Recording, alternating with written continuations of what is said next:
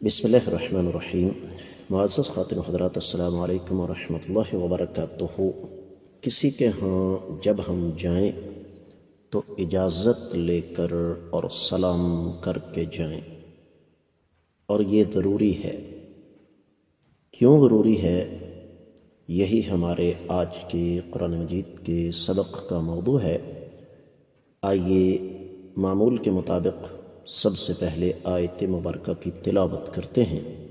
اعوذ باللہ السمیع العلیم من الشیطان الرجیم۔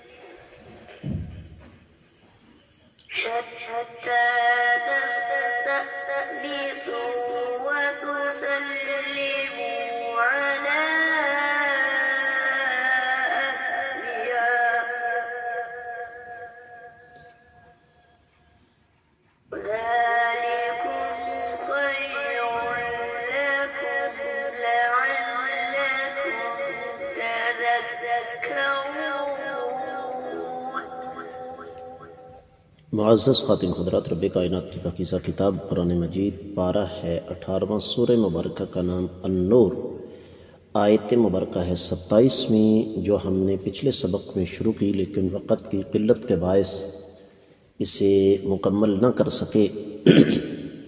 آج ہم انشاءاللہ اسے مکمل کرنے کی کوشش کریں گے، وہ بھی اپنی حد تک، لیکن اس سے پہلے اس آیت مبارکہ کا بامحاورہ ترجمہ۔ رب کائنات ارشاد فرماتے ہیں، اے ایمان والو، اپنے گھروں کے سوا دوسروں کے گھروں میں جب تک اجازت نہ لے لو اور وہاں کے رہنے والوں کو سلام نہ کر لو تب تک داخل نہ ہو۔ یہی تمہارے لیے سراسر بہتر ہے تاکہ تم نصیحت حاصل کر سکو۔ معزز خواتین حضرات، اس حوالے سے ایک بڑی اہم بات ہے کہ زنا کی طرف، بدکاری کی طرف لے جانے والے 4 بنیادی اسباب ہیں۔ پہلا، دوسروں کے گھروں میں بغیر اجازت کے داخل ہو جانا۔ دوسرا، غیر محرم عورتوں سے اپنی نگاہوں کو نیچا نہ رکھنا، غیر محرم عورتوں کو دیکھنا۔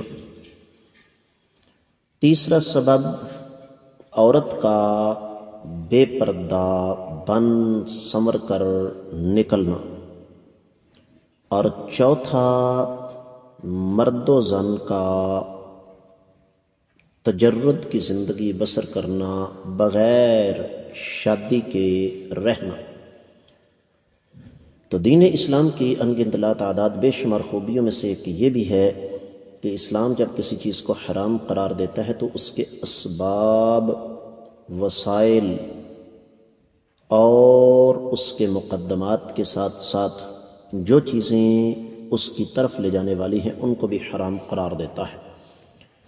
ان چار میں سے پہلا سبب ہے دوسروں کے گھروں میں بغیر اجازت کے داخل ہونا۔ شریعت نے اس پر سختی کی، اور اس حوالے سے پھر امام طبری ایک حدیث لے کر آئے ہیں اپنی تفسیر میں،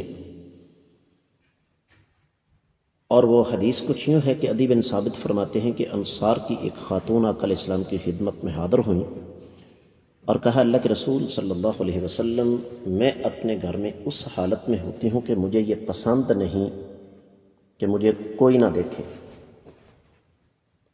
نہ میرا والد اور نہ میرا کوئی بیٹا، اور اگر کوئی مرد اس حالت میں میرے پاس آ جائے تو میں کیا کروں؟ تو اللہ تعالیٰ نے یہ آیت مبارکہ نازل فرما دی۔ اور یہ زمانہ جاہلیت میں بھی رائج تھا اجازت لے کر کسی کے گھر میں جانا۔ اب اس کی شکلیں مختلف تھیں، ہر معاشرے کا اپنا اپنا ایک مزاج ہوتا ہے۔ تو بعد گھروں میں دروازے نہیں ہوتے تھے، بلکہ صرف اور صرف پردے لٹکے ہوتے تھے، تو وہاں پر یہی معاملہ ہوتا کہ لوگ گھر کے دروازے کے باہر کھڑے ہوتے اور کھڑے ہو کر باقاعدہ اجازت طلب کرتے، اور اجازت ملتی تو پھر وہ گھر میں جاتے، ورنہ بالکل نہیں جاتے تھے۔ اسی طریقے سے ہمیں کچھ اور دلائل ملتے ہیں۔ مثال کے طور پر امام واحدی نے اسباب النزول اور تفسیر زاد المسیر اور تفسیر طبری وغیرہ میں یہ بات موجود ہے کہ جب سے یہ آیت مبارکہ آ گئی تو صدیق کائنات اور دیگر صحابہ کرام نے سوال کر دیا کہ اللہ کے رسول صلی اللہ علیہ وسلم کن گھروں میں اجازت لے کر جائیں؟ فرمایا جہاں کوئی گھر والا موجود ہو۔ اور زمانہ جاہلیت میں اگر کوئی شخص کسی کے گھر میں بغیر اجازت کے داخل ہو جاتا تو باقاعدہ طور پر اس کو بہت برا سمجھا جاتا تھا، جس طرح کہ امام ابن ابی حاتم نے امام مقاتل بن حیان کے واسطے سے باقاعدہ طور پر اس کا جزم فرمایا ہے۔ اور یہاں پر ایک اور چیز جو کہ ہمیں سمجھ لینی چاہیے، صحیح حدیث میں آتا ہے، صحیح بخاری میں 5243 اور 44 حدیث ہے، اللہ کے رسول صلی اللہ علیہ وآلہ وسلم نے تو اپنے گھر میں بھی طویل مدت کے بعد اچانک آنے سے منع فرمایا۔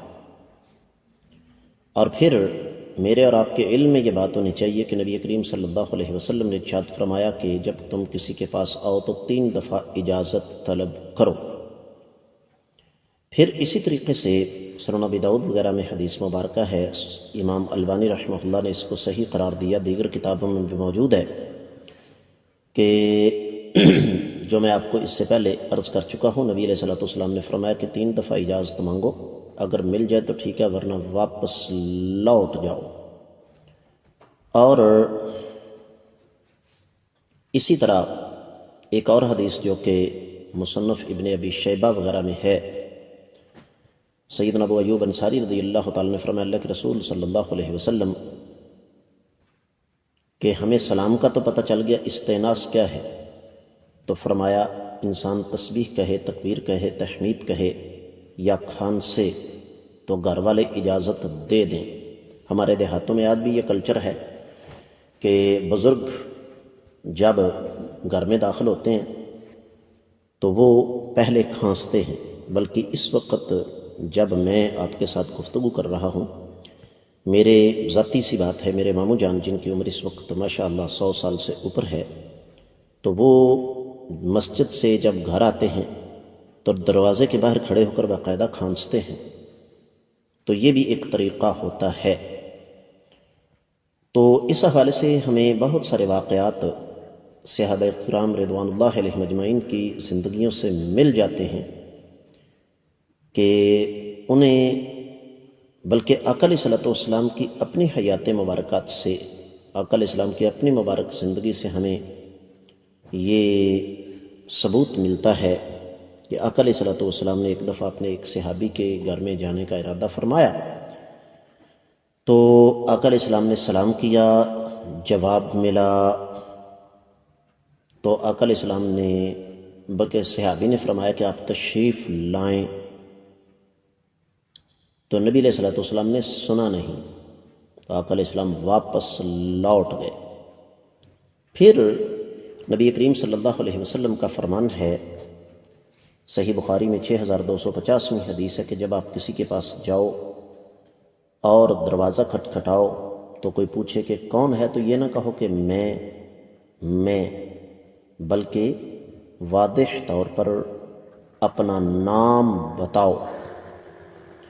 اور پھر اس کے علاوہ موطا امام مالک وغیرہ میں روایت موجود ہے، نبی کریم صلی اللہ علیہ وآلہ وسلم نے باقاعدہ طور پر ایک صحابی جس نے اجازت مانگی تھی، جس نے بات کی کہ میری والدہ، کہ اگر میں اپنی والدہ کے پاس جاؤں تو کہ میں اجازت طلب کروں؟ فرمایا ضرور۔ تو فرمایا کہ ان کے پاس تو میرے علاوہ کوئی اور خادم ہے ہی نہیں، تب بھی مجھے اجازت ضروری ہے؟ فرمایا ہاں، کیا تم پسند کرو گے کہ تم اپنی والدہ کو اس حالت میں دیکھو جس حالت میں دیکھنا تمہیں پسند نہیں ہے؟ تو یہاں پر ایک اور بڑی اہم بات جو ہے وہ ہمیں سمجھنے کی ضرورت ہے، اور وہ یہ کہ چھوٹی عمر میں بچوں کو یہ سبق پڑھایا جائے کہ وہ جب گھر میں ہی نہیں بلکہ دوسروں کے کمرے میں جائیں تو باقاعدہ دروازہ کھٹکھٹا کے اجازت مانگ کر جائیں،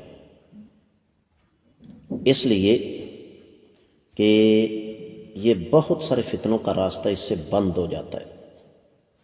حدیث میں یہاں تک الفاظ ہیں، یہ صحیح بخاری کی حدیث ہے 6901 اور 2، اللہ کے رسول صلی اللہ علیہ وسلم نے ارشاد فرمایا، اگر کوئی شخص تمہاری اجازت کے بغیر تمہارے گھر میں جھانکے اور آپ نے کنکر مار کر، پتھر مار کر اس کی آنکھ پھوڑ دی تو تم پر کوئی گناہ نہیں ہے۔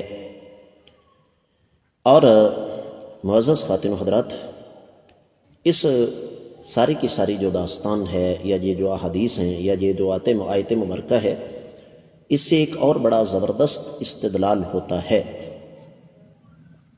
اور وہ یہ کہ شریعت اسلامیہ چونکہ بند باندھتی ہے راستوں پر، تو اس سے یہ بھی پتہ چلتا ہے کہ خاتون خانہ کو گھر کی چار دیواری میں شریعت نے یہ چھوٹ دے رکھی ہے کہ وہ جس مردی حلیے اور جس مردی لباس میں ہو، یہ مکمل آزادی ہے۔ بڑا قیمتی نقطہ ہے جس پر مجھے اور آپ کو بہت زیادہ توجہ دینے کی ضرورت ہے۔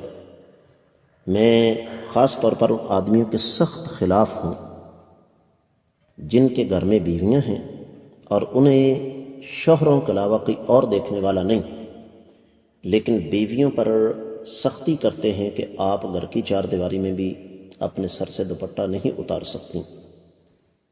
تو یہ ایک ذاتی زندگی ہوتی ہے جہاں پر عورت کو مکمل آزادی میسر ہے۔ کوشش تو میری یہی تھی کہ اس آیت مبارکہ کے بارے میں ضروری باتیں جو ہیں وہ آج کے سبق میں مکمل ہو جاتی، لیکن چونکہ موضوع انتہائی زیادہ حساس اور تفصیل طلب ہے، اس لیے آج کا ہمارا سبق مکمل نہیں ہو سکا۔ اللہ نے چاہا تو انشاءاللہ آنے والے سبق میں ہم اسے مکمل کرنے کی کوشش کریں گے۔ السلام علیکم ورحمۃ اللہ وبرکاتہ۔